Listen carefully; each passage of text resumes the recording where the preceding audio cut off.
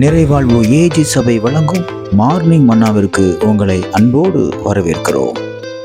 கர்த்தருடைய பரிசுத்த நாமம் மகிமைப்படுவதாக. இந்த நாளிலே உங்களை சந்திப்பதிலே மிகுந்த சந்தோஷம். எனக்கு அன்பான தேடு பிள்ளைகளே, இந்த நாளிலே நாம் ஒரு தீர்மானத்தோடு இந்த நாளை நாம் தொடங்க போகிறோம். நிறைய நேரம் மனுஷங்களுக்கு நம்ம பிரியம் இல்லாம இருப்போம். மனுஷங்களுக்கு நம்ம எப்பவும் பிரியமா இருப்போம் தெரியுமா?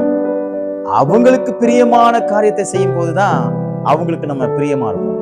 அது தவறா இருக்கட்டும், அது நன்மையா இருக்கட்டும், அது தீமையா இருக்கட்டும், அது தேவையில்லாத ஒரு காரியமா இருக்கட்டும், அவங்களுக்கு ஃபேவரா நம்ம பேசுறோம், பழகுறோம், நடக்கிறோம், செய்யறோம்னா அவங்களுக்கு ரொம்ப நம்மளை பிடிக்கும்.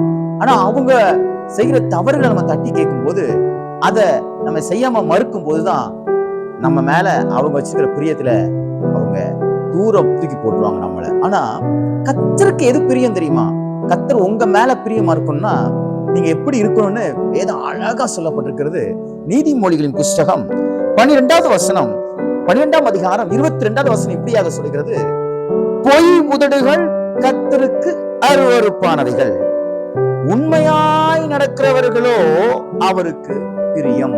நீங்க கர்த்தருக்கு ரொம்ப பிரியமா நடக்கணும் அப்படின்னா ரொம்ப உண்மை உள்ளவங்களா நீங்க இருக்கணும். உங்க வாழ்க்கை தேவனுக்கு பிரியமாய் இருக்க வேண்டும் என்று நீங்க விரும்புவீங்கன்னா உங்க வாயிலிருந்து பொய் வரவே கூடாது. உண்மையை பேசுங்க. ஐயோ, என்னால பொய் பேசாம இன்னைக்கு வேலை செய்ய முடியாது. என் ஆபீஸ்ல நான் ஒரு பொய் கூட சொல்லலன்னா அவ்வளவுதான். என் காலேஜ்ல ஒரு பொய் சொல்லணும் அவ்வளவுதான். என் ஸ்கூல்ல அப்படிதான். ஐயோ, நான் என்னால பொய் சொல்லாம இருக்க முடியாது அப்படின்னு நீங்க நினைப்பீங்கன்னா அது உங்களுடைய முட்டாள்தனம். நிச்சயமாய் தேவன் உங்களுக்கு உதவி செய்ய முடியும். உங்க அதிகாரிகளுக்கு மத்தியில நீங்க உண்மைகளை பேசும்போது ஆண்டவர்கிட்ட சொல்லி ஜெபம் பண்ணணும். ஆண்டவரே, நான் இன்னைக்கு போய் பேசக்கூடாது, நான் தீர்மானம் எடுத்திருக்கிறேன். ஆகையால் எனக்கு நீ உதவி செய்யும். என்னுடைய அதிகாரி கண்கள்ல தயவு கிடைக்க பண்ணும். நான் உண்மையை பேசும்பொழுது நீங்க ஜெபம் பண்ணணும். நீங்க அப்படி ஜெபம் பண்ணும் பொழுது பரலோகத்தில் இருக்கிற தேவன் உங்களுக்கு ஒத்தாசை கொடுக்கும். நன்றாக புரிந்து கொள்ளுங்கள். நிறைய நேரம் நம்ம தான் இப்படி ஏமாந்துடுறோம். பொய் பேசினாதான் இந்த வேலை நடக்கும், பொய் பேசினாதான் இந்த காரியம் கிடைக்கும், பொய் பேசினாதான் இவங்க நம்ம மேல ரொம்ப பிரியமா இருப்பாங்க, பொய் பேசினாதான் இப்படிப்பட்ட காரியங்கள்லாம் இருக்கும் சொல்லி நம்ம தவறாய் புரிந்து கொண்டிருக்கிறோம். இன்றைக்கு ஒன்றை நாம் மாற்றிக்கொள்வோம். ஏனென்றால் பொய் உதடுகள் கர்த்தருக்கு பிரியம் இல்லாம இருக்கு. நம்மளையும் அவரையும் பிரிச்சிருது. நம்ம மேல அவர் வச்சிருக்கிற பிரியம் போயிருது பாருங்க. தேவனே நம்ம வெறுக்கிற மாதிரி ஆயிருது. அப்ப தேவன் நம்ம மேல பிரியம் வைக்கணும்னா இன்னைக்கு நீங்க பொய் பேசாதீங்க. ஒரு பொய் கூட பேசாதீங்க. சில பேருக்கு பொய்யே தான் பேசுவாங்க, ஒரே ஒரு உண்மைதான் பேசுவாங்க. ஆனா இன்னைக்கு நீங்க முயற்சி செய்து பாருங்கள், கர்த்தருக்கு நீங்க பிரியமா மாற போறீங்க.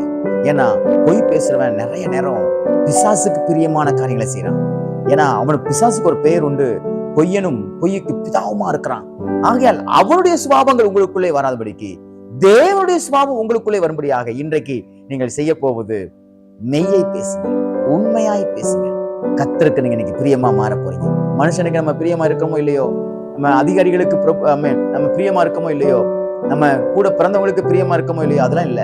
கர்த்தருக்கு நீங்க பிரியமா இருந்தீங்கன்னா உங்க வாழ்க்கை சுபிட்சமா மாறும். ரொம்ப ஆசீர்வாதமா இருப்பீங்க. எல்லா விதமான தோல்விகளை நீங்க ஜெயிக்க முடியும். இந்த நாள் ஒரு உண்மையின் நாளாய், கர்த்தருக்கு பிரியமான நாளாக இன்றைக்கு வாழ்வதற்கு கர்த்தர் நமக்கு உதவி செய்வாராக. God bless you.